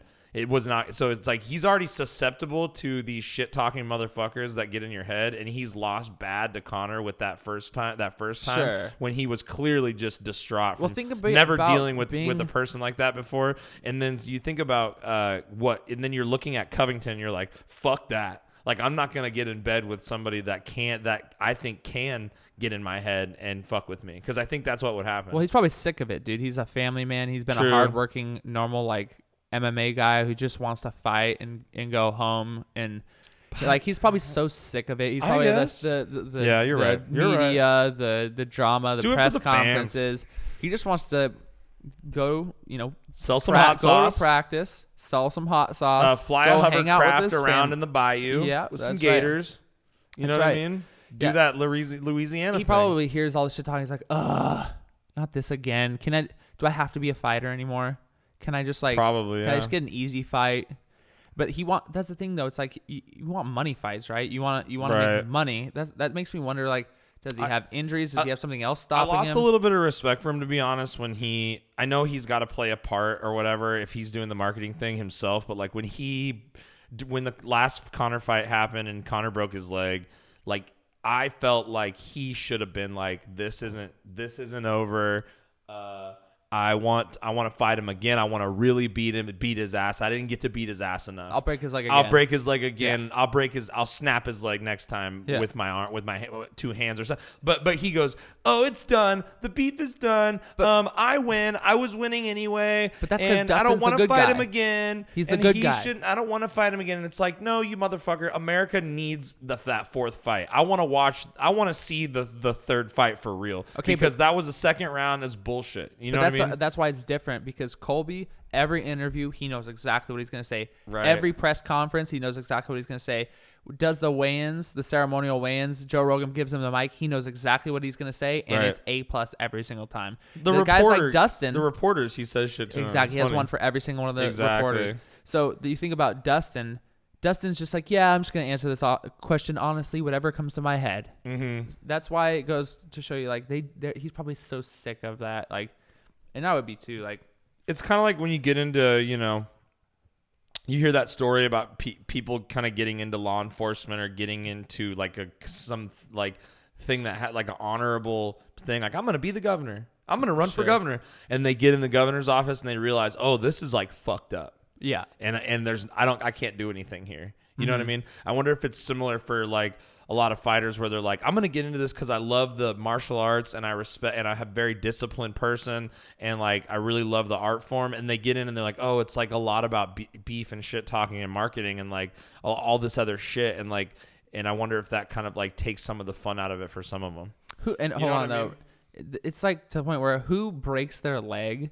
Like you've seen Weidman broke his leg, Anderson Silva broke his leg. They're screaming on the ground. They're like, I just broke my leg in half. Right. And Conor's like hey, what your a wife savage. He deserves those millions. He looks like a cartoon character. They had to have shot him up with something. There's no way you break your leg in half. Like before the fight, they must have known he had some sort of leg injury or kind of crack. They're like, give him cortisone shot or whatever it's called, and give him some morphine or something. I don't know what's legal, right? I don't know what's USADA approved. Like like those shots, like people, like drummers will get them shot into their hand when they have like nerve damage or something where it like hurts, like your pinky, and then it'll go away for like months, but you still have the injury. You just don't feel it. So they must have given him something, because who gets their leg broken in half and is sitting there screaming? And he has the mic up. Yeah.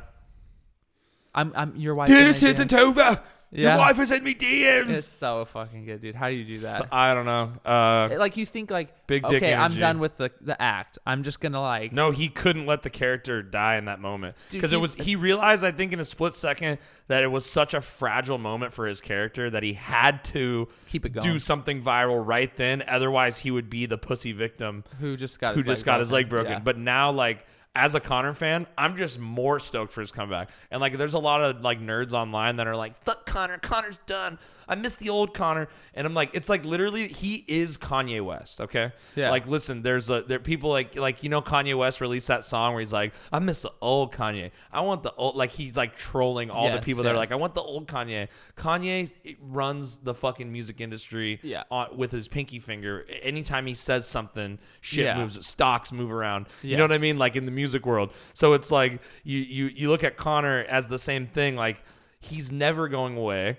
You know what I mean? This is just, he's gonna come back and release his new album, and everyone's gonna go crazy. You know, as far as the Kanye metaphor goes, and it's like I'm still 110% with McGreg's, with the Notorious dude. And I'm a huge Conor fan. I'll never pretend I'm not like a Conor era fan though either. Oh yeah, that was the first pay-per-view I ever bought against Aldo. Bring my roommates in. I'll be like, this is gonna be an awesome fight. Aldo's gonna kill him. This dude's been talking shit, all this stuff. And then 13 seconds, I was like, round 2, I think, right? I was like, no, it was an early stoppage. My roommates leave the room. It was just a clean knockout. I was like, all right, that was embarrassing. I just spent $60 for 13 seconds. I would have paid double for it. It was so fucking silly. But yeah, no, I look back on it. I'm like, oh my God, he really knocked him out. So what's next for Conor then? What do you think? Because he wants the third belt, which is that Twitter shit? I know he's looking juicy, but 185 to go fight? No, 170. Or 170? So Usman would be coming down for that, right? No. Or no, that's where he sits. Usman's 170. Okay. And no, but the big joke is, and Chael said this, he's so smart. He's like, Conor just gets every champion talking about him. Oh, yeah. And so now it's like everyone's saying Conor. So Usman's now going back and forth, and then everyone on Twitter is retweeting and all this shit. Mm-hmm. Can you believe what Conor said? That's the whole point. It's like TMZ shit. People don't see it. It's same with like MGK doing aerials by System of a Down. You're like, that was terrible. Exactly. He clearly wasn't trying. Literally anyone can sing that song. It was almost disrespectful. It was basically disrespectful. It was almost disrespectful. Have you listened to any of MGK's new pop punk stuff he's doing? I've heard it. Yeah, it's all right. It's obviously like it's like a parody of pop punk. Well, they basically take pop punk songs that already exist, turn them into beats, and have like these druggy rappers, do features, because it's basically like an industry thing. Like all the newest, coolest rappers do. I heard some songs that sounded like a good old like Blink-182 song. Okay, yeah. So, well, I don't know. Sure. I haven't listened to enough of it. I really don't know much about it, but yeah. I mean, the point is to get people talking about it, right. And so that's why these guys do so well, and why people like us, like you're saying, it's just gonna piss off the rock and metal, enthusiasts. Like, right, he's just trying to piss off. Oh my God, he's trying to piss off the MMA purists. Yeah, he's wearing pink and like nails and like. Or you're talking, but I'm saying Conor is trying to piss off the MMA purists. Oh yeah. He's like the Machine Gun Kelly of fucking MMA right now. Seriously, just get people talking about him. It is funny. So yeah, I mean.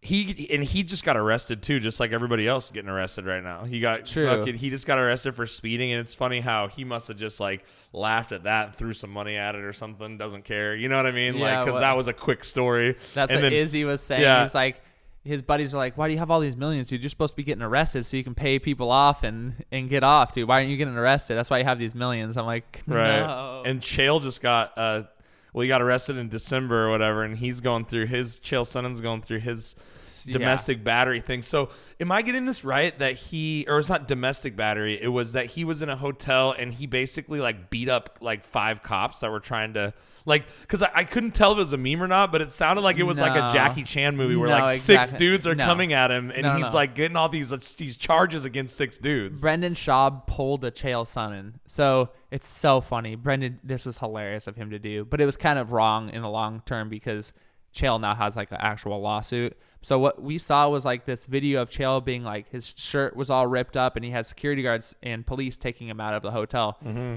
And then people were like, Chael got in like a scuffle with a bunch of people and then whatever, he got arrested. It kind of went out of the news. And Brendan goes, yeah, so I talked to Chael, and this is what Chael does to every MMA fighter. Right. He just makes up a story. It's fucking hilarious. Some people don't get it. They're like, whatever. So the point is, he's like, yeah, I talked to Chael, and basically someone was messing with Chael's wife, and he beat up like 6 dudes and choked out one dude and, you know, whatever, all this stuff, like made up this big story like it was like a Jackie Chan movie. Mm-hmm. I was like, what? No way. That's hilarious. And then later on, it's like the complete opposite. So Chael's story now is that him and his wife took Ambien, and because you know they get to Las Vegas, they're tired, need to sleep, and you know he doesn't know what happened, but apparently he beat up some dude and his wife, and then other people came in to try to stop it because he like had the girl against the wall and had pushed her up against the wall or something. Random people? Yeah. And so he got into somebody's room? No, so he was like walking through the hallway or something in one of the hotels. Like fucked up on Ambien, was sleepwalking basically. Yeah, that's his story, and I guess that would make sense, dude. Especially you don't drink on there's those. all kind of murder stuff that's happened, even when people don't drink on them. Was he drinking on it? No, but it is Las Vegas. Right, hard to. He's there with his fucking wife, like. And was he doing fight stuff the next day? Was it like fight weekend? I think he was working. Was it was like fight weekend? Or yeah, something? He was doing some sort of work, but his wife also had injuries, and she said, "I don't know how I got him." So, but she's not like pressing charges against. No, she's a ride or die. Apparently, she's really hot too. Oh, okay. Yeah, Chael's from here, where we're from. Yeah, and we've heard a ton of stories about Chael. You know what I mean? But Chael's hilarious. I love Chael. I hope he did black out on Ambien. He doesn't remember any of it. He wasn't drunk and did something foolish and fucked some people up with some CTE roid rage. I don't think he would do that. Ambien sounds right. It sounds right. No, it sounds really right. Maybe he took an Ambien. Armand is here, Grumpy. Grumpy, look up the Chael Sonnen lawsuit and what it entails. He had a Dewar's maybe on the flight, and then he took an Ambien, and they just don't mix, you know? CHAEL. It's not SONNON. Chael Sonnen. He's not at fault for any of this, in my opinion. Really? Not at fault at all. He's the GOAT. You take Ambien, you undefeated. sleepwalk. Did you see people are saying like 55-0, undefeated or whatever? Yeah, besides Ambien, apparently. That'll put his ass out. That'll take him out. That's hilarious. I love Chael. Yeah. Who on my other thing I have for silly fights? Who's Sean O'Malley fight next? Is he in the same weight class as Paddy Pimblett, or could he be?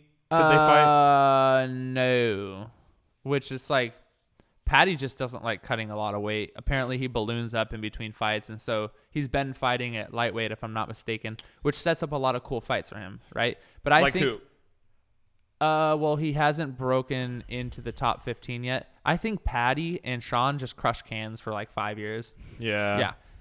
They just crush cans. They pick fights all the way up until they're in the top 5 when they're in their prime, and then they go for the championship. Like, they've been rushing fighters. Kelvin Gastelum. Who else did they rush? Brian. We just watched him against Volkanovski. Right. And so this is a well-known thing that happens. They just rush fighters. It's like people will basically burn out kind of quick. Yeah. And they either lose their chin or they get injured in some form, or they just haven't developed enough to keep their skill set sharp. 100%. And that's the thing is with MMA, it's like, it'd be like me trying to learn, like, I know how to play drums, sure, but then I'd be like trying to learn guitar, keyboard, and vocals, and write everything. Yeah, that's like MMA basically. Yeah. So I understand why you can't just like bring these kids. They're like 26. That's why Chimaev is different. He's like 28, bro. Paddy is definitely doing something right with his He's overrated. He is overrated. Dude, That's so what. overrated. But that's what I'm saying. Yeah. He's definitely doing something right with the marketing of Yes, it. 100%. Because people are talking about him and they don't know why. You know what I mean? And it's just because. And he's literally saying dumb shit like, "I'm one of the biggest stars in the world." Like, like Conor McGregor and Ronda Rousey. And it's like, okay, dude, you fought 3 times like in the UFC. And you got knocked down in both of them. A lot, yeah. And that's why that dude that he threw the hand sanitizer at. Oh, Tempura, dude. That's over. Tempura. Tempura. That guy's so good. He's so nasty. That guy is that so knockout last week was so crazy, dude. Yeah. Or was it last week? I think it was last week. Yes. Yeah. Yeah. No, that was a great fight card. No, it was 2 weeks ago, but still. That was one of the most epic fight cards I've ever seen. Dude, that might be one of the best ever. And it was free, or it was ESPN free. It wasn't even a pay-per-view. No, exactly. That was so good. Dude, it was awesome. The UK has been waiting, chomping at the bit. Aspinall. Oh, Frank Mir. Oh yeah. You see that meme? Yeah. Like Tobey Maguire taking his fucking glasses off or putting his glasses on. No, that's so good. That was awesome, dude. I feel like so awesome. The UFC is like holding me on from just losing it. Sometimes I'm just like, I'm bored. I'm too busy being an adult, being productive, and then I'm like, and then you were like, have you seen the card this weekend? I was like, yeah. Yeah. And I was like, I don't know. I don't want to. And then I looked at it. I was like, oh, let's do it. Let's watch that shit. Let's go. Yeah. You mean the next one? Yeah, the next one. Whatever it is. Yeah. Yeah. Yeah, there's nothing tomorrow, I think, which is sad. Oh, okay. Yeah, I can't remember. I haven't checked. It's 2 weeks from now. Volkanovski's 2 weeks from now. Oh, okay. But yeah, Volkov got fucking just shat on by Aspinall. Oh yeah. It was awesome. Yeah. Aspinall's great. Once again, dude, like some of these Aspinall Tuivasa is what's next. That's what he's trying to set up. We'll see, but they were trying to do Tuivasa. Who are they going to do Tuivasa against? They're trying to move him up to like a Stipe or something. I heard some other rumor about that. But no, he said I would love to challenge myself against Stipe. Okay, but no. No way. No, we got to see Francis and Stipe again. The problem right away. I want Francis to get the belt back right away. Or for Stipe, Yeah. or I want Stipe to get the belt back right away. Dude, it's gonna be another interim, and they're gonna just hold Francis hostage. I promise you. I promise you, they're gonna hold Francis hostage till he's 42, and then they'll ruin his career. They won't let him fight anywhere else. Because he fucked with the system. Yes, and he bugged. They're gonna make him an example. And he bugged Dana really bad. 100%. And it's like he wants to go box Tyson Fury. Let him end his career early. Then let him go box and lose really bad. Get it pieced up for $1 million. They don't want him to make any more money unless it's with the UFC. And it's gonna be Stipe versus Surreal. It's gonna be Stipe versus Surreal. 100%. I bet you they make that in a month. He should have just fucking beat Derek Lewis up. I bet you he should have just taken that fucking fight and beat Derek Lewis up. I'll put money on it right now. And he would be Stipe versus Surreal. Gone. Will be announced in a month for like August. He's calling it right July. now, folks. Yeah, and then it'll be for an interim. State it again, so it'll people be can for hear it, because you always called it. You called this with Jorge. Yeah, it'll be Surreal versus Stipe. Within the next couple of months, they'll announce it. They'll put it on like a late summer card or like a September, and then they'll make it for an interim title because they're waiting for Francis, and then they'll just strip Francis because Francis is just going to hold out until he gets a good contract, a contract that says he can box too. Tuivasa versus Cyril wouldn't even be fun. Cyril would piece him up. I mean, yeah. I'd watch it, but I think it, Cyril would piece him up. The problem with heavyweight division is pretty exciting right now. Well, but compared to like what the Alistair Overeem Brock era, no, not compared to a lot of them. You're right. The heavyweight era, like right now, they're always like, oh, it's the best. Every weight class is like the best it's ever been. No, it's not. Like light heavyweight and heavyweight is suffering. They need John Jones so bad to come back, and they might even do that. They might even just throw John Jones in there. That sounds like what they're gonna do. Yeah, it sounds like it's gonna be. I don't know. It could even be Stipe versus John Jones. I think that'd be a great interim. Dude, yeah. Have they already fought or no? No. Oh, they never fought. No, John Jones hasn't fought at heavyweight yet, but he's looking big, apparently, in Instagram and all that. So we'll see. We'll see where that goes. That'd be great. That would be awesome. If John Jones comes back, it's gonna be an upset because everybody's gonna want him to lose because of all the bullshit that he's been through with all of his allegations and convictions and all the domestic bullshit battery stuff that he's done. Like I don't obviously but condone any of that, but it's like they're not going to not let John Jones fight again. No, like that's no, not no. even in the conversation. No, and they're going to want everyone's going to want to see him get knocked out, so everyone's going to pay for it. Right. So, and especially at heavyweight, oh my God, they're like throw him some big guy like a Derek Lewis or a Francis. Who wins that fight? Well, who? Stipe, John Jones. Is it actually a good matchup, or is John Jones just going to win every time? I think John Jones wins every time. He's just that sadly. good. Yeah, it's crazy. And I need to watch more seen John him Jones for a fights. while. I haven't seen his fights in a long time. Yeah, but Stipe, I think he's just kind of on his way out apparently, and he alludes to stuff. And you can kind of see it. He says he's having like eye issues. And you look at that Daniel Cormier fight with him. Daniel Cormier is jabbing like this. It's like 4 or 5 times where he literally like jabs and then throws his fingers out when he jabs. I'm like, Daniel, you're going to talk shit about John Jones being a dirty fighter, and then you're going to do what John Jones did to you, to Stipe, one of the most humble, dope champions ever. That sucks. And he's really fucked his eye up. Yes, and you hear about what fighters talk about, like eye injuries, like Michael Bisping, Anthony Rumble Johnson, and then Stipe, and they're talking about like what is it, like detached retina. Oh yeah. Like, this is, you Google it. That's not just a little eye poke. Bisping just came out with a documentary that I want to watch about his whole thing. Nice. Which I want to watch that. Nice. He's so funny. He just came out with a list of the top 10 cheats in MMA, and he put what's his name? The guy who fucked up his eye. Oh man, what? Blanking again. Maybe this is the CTE from hitting my head as a child against the wall. Here, I'll find out.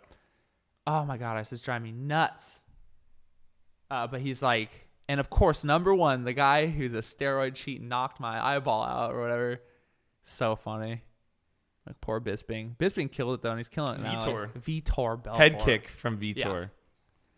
Dude, Michael Bisping, what an awesome story. That's why these old guys don't quit, because for people that don't know, Michael Bisping was champion at one time, right? With one eye. And yeah, he basically snuck into the UFC. He got his retina like fucked up, detached from retina. A head kick from Vitor Belfort, and he still wanted to compete in the UFC. So I think he like told Dana, and they were like kind of secretly. That's what the documentary is supposed to be about. Is like how he snuck in and like still could fight, and he would like lie and fake. I was listening to the Rogan MMA show with. Have you listened to that? It's pretty funny. Was it recent or? Yeah, very recent. Okay. Yeah, with Michael Bisping. Promoting that documentary that's now out. Okay. But he was talking about how like he did he basically went into all the detail about it, and how like he like went in and like lie. He like memorized the doctor like went to the bathroom or something, and then he like got up and like memorized the like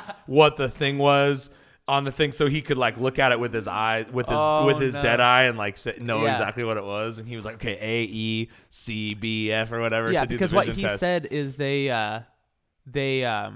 it's like he had a term for it, but like his eyes floating in oil, his retina's now floating in oil. He had some explanation. Crazy. But then when he was done and he had fully retired, he was like pulling his eye out on stream and all that stuff. Yeah. I'm like, what? I'm like, no way. Because I like didn't believe it. I was like, oh, he's like playing a prank or something. Right. Or this is like a viral video he's trying to make. He has like little glass eye. Yeah, but he's like legitimately half blind, and so it's just fucked up. And you think about MMA, injuries. He now lost complete vision in that eye. Yeah. He at one time he had like a little bit of vision in it or whatever, but that's so fucking crazy. That's a lot of the injuries people don't talk about in MMA. Like think The about how many eye-pokings. eyeballs, like detached retinas, or because people that don't understand that might just be listening to. A lot of fighters will kind of hold their hands up, and the gloves have fingers, their fingers sticking out of them, and when they go and they're kind of like faking they'll go to parry. Yeah, they'll try to kind of catch somebody else's hand. Yeah, or they'll put their post or or do frame. a jab even like. They'll kind of accidentally throw a jab out like that. A thumb will just like go in the eye. There's this brutal one where it's like slow motion where Gustafsson against John Jones. Gustafsson throws a jab, and it literally his thumb just goes right in the corner of John Jones' eye and like pushes through. I was like, no. That one, I forget who was fighting. Is it Muhammad? I think it's Muhammad Bilal. had a really bad God, the one where it just scissor hands, Leon scissor hands. It was like clawing. Oh, it was Leon Edwards? Yeah, Edwards scissor hands. Edward Scissorhands. That's Colby. That's Colby. Dude, he's so good with that He's shit. so good with the But yeah, nicknames. no, his fingers He in the literally- eyelid. Yeah, Oh my god. scooping his fucking eye out. Keep Yeah. your hands closed, gentlemen. Come on. And that's where it's like, okay, Leon, you're the champion, but you can't not poke someone in the eye when you fight. You're the champ, right? I'm in line for the championship. I'm an MMA purist, but you can't stop from poking someone in the eye. Yeah. Like, there's fighters who don't poke people in the eyes ever. It's so annoying. But he just can't help himself. Just it's stop. because he just wants to use his reach and he frames, but he frames with his fingers out like that. Okay, that makes sense. Yeah, and it's the same with John Jones. And John Jones, he kind of like does this one where you're like, okay, you're framing, but you're clearly Your fingers are like this. yeah, you're like trying to like aim for the eye when you do it. Boop. Like, Exactly. I mean, dude, if I'm in a street fight, I'm going straight for the eyes and the nuts, bro. Are you kidding me? Yeah. I'm going boop, Jackie Chan. Like a real bam, to the like a real nuts. champion. Like a real champ. Like a real street champ, Like a real dude. street champion. I love You it. see me in street beefs poking people's eyes, dude. I'm telling you. So what are you most excited about? We'll end on this note because we've been going close to 2 hours, dude. Oh, yeah. We just cut Easy. burnt right through it. Well, and we'll do this more often. Or if you're not available, I'm probably gonna keep doing it. Might have Taylor come and talk about it, or have other people on, and then maybe even some fighters someday. Maybe we can grow it to a thing where we can talk to real fighters. Because they're out there. They're for celebrities like athletes. They're actually seem to be pretty reachable. Some of the fighters, even if they're really famous, Yeah, I find mean, the those right guys are channels. humble. A lot of those dudes still work jobs, which is so fucked up. And you can talk think to about them, that. So that would be fucked up. But yeah, what are you most excited for coming up? Next couple events. Well, I'm really excited about what's gonna happen with Justin and Chuck, and then obviously, Tony Chandler. There's a lot to be excited about. Rose Namajunas. I hope she wins again. I want to see her get a nasty head kick or submission again. I would love to see that. and avenge her loss against Esperanza or whatever her fucking name is. But she hasn't lost recently. No, well, she got slammed on her head. Yeah, but she hasn't lost. She's still the champ, right? She is now, yeah. She's been the champ for a while. I mean, yeah. Yeah. She's defended like 3 times, I think, right? Yeah, she's defended a couple times. Yeah. And she had the rematch with Willie, who also got rushed. Was that the Chinese chick? Yes. That was her last fight. Was the rematch already? Or no? I don't remember. I think No. it was. But Okay.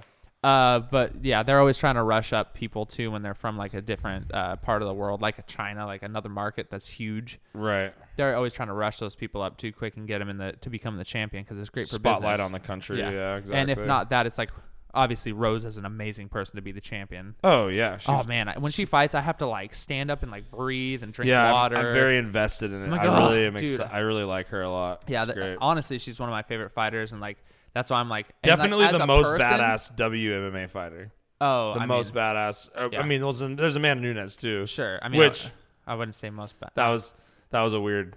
Oh yeah, That was a weird loss. We could go there too. Yeah. But Isn't that rematch already set? That rematch is already set up, I think. Really? Yeah, Okay. I could be wrong, but I'm pretty sure that they already are running that back. Which is really, that was also weird to me. well, because, I mean, she was probably just like drinking Mai Tais, hanging out with her kid, with her wife, Yeah, I don't know. and just chilling. That'll be an interesting rematch. They're like, though. listen, just come and collect a paycheck. We'll see how it goes. We'll set up the trilogy. Just pull up. But yeah, Just- Gary, this has been fun, dude. I want to do this more. Thanks yeah. for doing our first MMA podcast with me. But let's do it again after the this next card. we'll do it again after the next one. Yeah, and we'll just kind of keep it. We'll try to see how much we can come up with to talk about. But Hell yeah. peace out, you guys. Thanks for joining. See you later.